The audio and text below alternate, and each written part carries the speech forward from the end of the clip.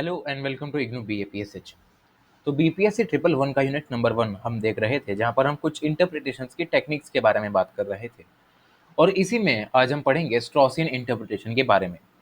तो ये अप्रोच लियो स्ट्रॉस से निकल कर आती है, जहां पर लियो स्ट्रॉस पॉलिटिक्स में होने वाले कुछ एटर्नल ट्रुथ्स के बारे में हमें बताने की कोशिश करते हैं, जिनको लिखा था प्लेटो और दूसरे अन्य प्री लिबरल एरा के थिंकर्स ने। अब इस स्ट्रॉसियन इंटरप्रिटेशन की अप्रोच में एक टेक्स्ट को हम दो तरीके से डिवाइड करते हैं। पहला होता है एजोटेरिक टेक्स्ट, दूसरा होता है एजोटेरिक टेक्स्ट। अब एक्सोटेरिक टेक्स्ट जो होता है, मतलब एक्सोटेरिक इंटरप्रिटेशन जो होता है, ये इंटरप्रिटेशन इंटेंडेड होता है पब्लिक डिकोडिंग के लिए। मतलब एजोटेरिक तरीके से अगर हम सेम टेक्स्ट को इंटरप्रेट करें तो वो इस तरीके से इंटरप्रेट किया जाता है कि सिंपल पब्लिक जो है या जो जनरल पॉपुलेशन है वो उसको अच्छे से समझ सके और उसको डिकोड कर सके और अपने लिए मीनिंग्स और ट्रुथ को जान सके। वहीं सेम टेक्स्ट को अगर हम एजोटेरिक डॉक्ट्रिन के साथ इंटरप्रेट करते हैं तो टेक्स्ट में लिखी गई लाइन के बीच में जो हिडन मीनिंग्स हैं या जो इनसाइडर नॉलेज है वो हम यहाँ पर बाहर उजागर करने की कोशिश करते हैं, जो कि जनरल पब्लिक द्वारा कहीं ना कहीं इग्नोर कर दी जाती है। ये हो गया हमारा स्ट्रॉसियन अप्रोच।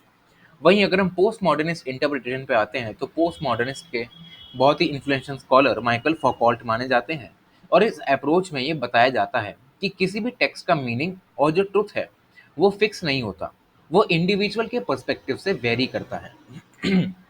और इसी से ये अप्रोच दूसरे ट्रेडिशनल और डेफिनाइट इंटरप्रिटेशंस की जो टेक्निक्स है उनको चैलेंज करती है। वो कैसे? अगर मैं बात करूं ऑथोरियल इंटेंशनलिज्म की, तो उसमें हमें बताया जाता है कि हमें अगर किसी भी टेक्स्ट का कोई मीनिंग फाइंड आउट करना है तो हमें ऑथर के दिमाग में घुसने की कोशिश करनी चाहिए, जहाँ पर ऑथर के हिस्टोरिकल कॉन्टेक्स्ट, उसके आसपास का इन्वायरमेंट, तो ये सारी चीज़ें ऑथर के अराउंड ही रिवॉल्व करती हैं। वहीं अगर हम पोस्ट मॉडर्निस्ट इंटरप्रिटेशन पे आते हैं तो हमें ये बताया जाता है कि इंटरप्रिटेशन के मामले में इंडिविजुअल का पर्सपेक्टिव सबसे ज़्यादा मायने रखता है और ये इंडिविजुअल टू इंडिविजुअल वेरी करता रहता है। और इससे हम मल्टीपल वैलिड वेज में किसी भी एक आर्टवर्क और टेक्स्ट या फिर आइडिया को अच्छे से अंडरस्टूड कर सकते हैं। इस पूरी अप्रोच में डाइवर्सिटी, प्लुरैलिटी को यहाँ पर प्रमोट किया जाता है, जिससे कि हमें ये देख सकते हैं कि अलग अलग पर्सपेक्टिव से कैसे जो मीनिंग है और जो कॉन्टेक्स्ट है उनको शेप किया जाता है, रादर देन बीइंग एब्सोल्यूट। अब हम बात करते हैं कैम्ब्रिज न्यू हिस्ट्री की। तो कैम्ब्रिज न्यू हिस्ट्री जो है, इस पर्टिकुलर टाइप के जो इंटरप्रिटेशंस होते हैं उसमें हिस्टोरियंस जो हैं वो आर्ग्यू करते हैं कि किसी भी टेक्स्ट को अगर हमें उसका मीनिंग फाइंड आउट करना है तो उसके हमें हिस्टोरिकल कंटेक्स्ट में जाना चाहिए और उसी तरीके से इंटरप्रेट करना चाहिए। वो ये कहते हैं कि जो स्पेसिफिक प्रॉब्लम्स और कुछ सर्कमस्टांसेस जो होते हैं टाइम के, वो उस चीज़ के हिस्टोरिकल कंटेक्स्ट पर सबसे ज़्यादा डिपेंड करते हैं। अगर हम इन सर्कमस्टांसेस या इन स्पेसिफिक प्रॉब्लम्स के जो हिस्टोरिकल कंटेक्स्ट है उसके बारे में पढ़ लें तो हम इसको आसानी से सॉल्व कर सकते हैं, क्योंकि ये कोई एटर्नल ट्रुथ नहीं होता, जो लिख दिया वही सच, ऐसा नहीं। अगर हम इसके अगर हम इसके हिस्टोरिकल कॉन्टेक्स्ट को जान लें तो हम इन प्रॉब्लम्स को आसानी से सॉल्व कर सकते हैं और किसी भी टेक्स्ट का मीनिंग फाइंड आउट कर सकते हैं जो भी एक हिस्टोरिकल प्रॉब्लम्स को एड्रेस करें। जैसे कि इसका मतलब ये होता है कि हम एक पजल सॉल्व कर रहे हैं पुराने पास्ट के पीसेस को जोड़कर, ये इसका सीधा साधा मतलब होता है। अब हम आते हैं mythology of reading the classical text, जिसमें सबसे पहला आता है माइथोलॉजी ऑफ डॉक्ट्रिन्स।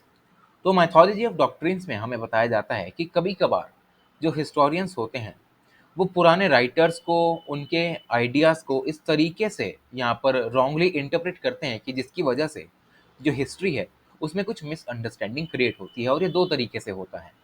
पहला ये कि हिस्टोरियंस एक राइटर के जो कॉम्प्लेक्स आइडिया हैं उसी पर स्टिक होकर अपने इंटरप्रिटेशन देने लगते हैं, भले ही उस पर्टिकुलर वर्ड का बहुत ही कम मेंशन मिलता है।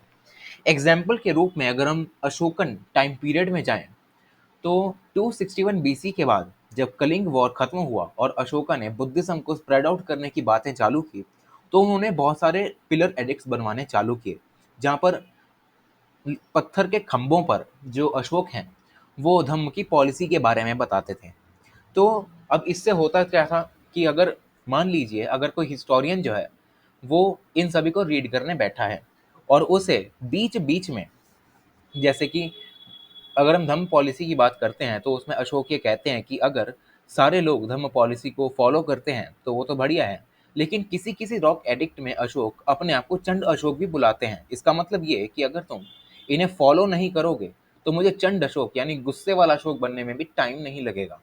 तो इसी को अगर कोई हिस्टोरियन स्टडी कर लेता है, चंड अशोक नाम के शब्द को वो देख लेता है, तो उसी पर स्टिक हो जाता है और उसी के बारे में वो सोचने लगता है, भले ही उसका कम मेंशन दिया गया हो।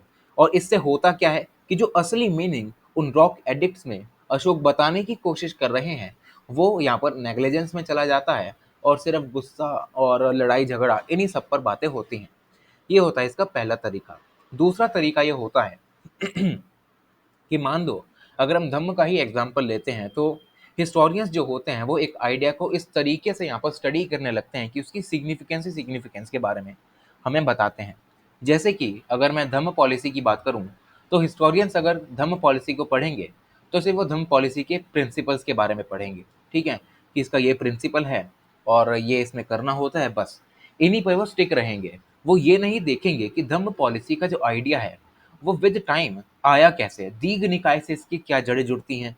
उसके बाद ये धम्म पॉलिसी का आइडिया जो था वो कौन सी सेंचुरी में आया, विद टाइम ये चीज़ें कैसे आगे बढ़ी और कैसे फाइनल रूप में हमें धम्म का आइडिया मिला। हिस्टोरियंस ऐसा नहीं करते और ये सिर्फ एक ही आइडिया पर स्टिक रहते हैं कि कैसे आइडिया है, ठीक है, इसमें ये करना होता है, बस सिंपल सा यहाँ पर ख़त्म कर देते हैं। और कभी कभार हिस्टोरियंस राइटर्स को भी क्रिटिसाइज करते हैं कि वो टेक्स्ट को अच्छे से ऑर्गेनाइज नहीं करते। ये सारी चीज़ें आती हैं माइथोलॉजी ऑफ डॉक्ट्रिन्स में, जिससे कि हम ये देख सकते हैं कि हिस्ट्री में बहुत ही ज़्यादा मिसअंडरस्टैंडिंग्स और मिस्टेक्स यहाँ पर जन्म लेती हैं और राइटर के इंटेंशंस को भी यहाँ पर नकारा जाता है। अब हम बात करते हैं माइथोलॉजी ऑफ कोहेरेंस की। तो माइथोलॉजी ऑफ कोहेरेंस में हमें बताया जाता है कि जब भी एक हिस्टोरियन जो होता है, जब भी वो एक टेक्स्ट को पढ़ता है, वो उस टेक्स्ट को पढ़ते ही अपने अंदर कुछ परसेप्शंस डालने लगता है। मान लीजिए कोई अच्छा सा टेक्स्ट है जिसमें सिर्फ जो है वो प्यार और एकता इन सभी की बातें की जा रही हैं। अब जैसे ही कोई हिस्टोरियन इस टेक्स्ट को पढ़ेगा, वो अपने दिमाग में कंसेप्शन बना लेगा कि ये पूरा टेक्स्ट तो सिर्फ एकता, प्यार, नेशनैलिटी इन सभी की ही बातें करता है। लेकिन कभी कभार ये टेक्स्ट में कभी कभार ऐसा होता है कि कभी कभार इसमें कुछ ऐसी भी बातें आ जाती हैं जो कि नेशनैलिटी के खिलाफ जाती हैं। तो इन्हीं गैप्स को फिल करने के लिए, जहाँ पर एक जगह तो सिर्फ प्यार, नेशनैलिटी और एकता की बातें की जा रही हैं, वहीं इसी टेक्स्ट में लोग यहाँ पर लड़ाई झगड़े की भी बातें कर रहे हैं। तो अब हिस्टोरियंस क्या करते हैं कि इनके बीच में जो गैप आ गया, अब ये हिस्टोरियंस इसको फिल कर देते हैं अपने कंसेप्शन के बेस पे।